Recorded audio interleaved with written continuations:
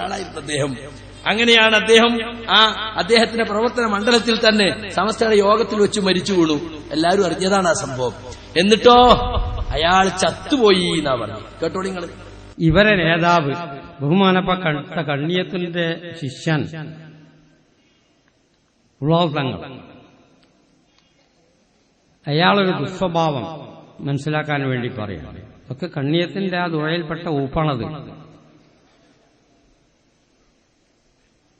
ഈക്ക വിഭാഗത്തിൽപ്പെട്ട ഏതെങ്കിലും ഒരാൾ മരിച്ചാൽ അപ്പം പിന്നെ അടുത്തു വരുന്ന യോഗത്തിൽ ഇയാൾ പറഞ്ഞത്, ഉദാഹരണം മാനു മുസ്ലിയാർ ചത്തു, ഞാനുണ്ട്, നാട്ടിക മുസ്ലിയാർ വേണം നാട്ടിപ്പോയോ ചത്തുപോയി,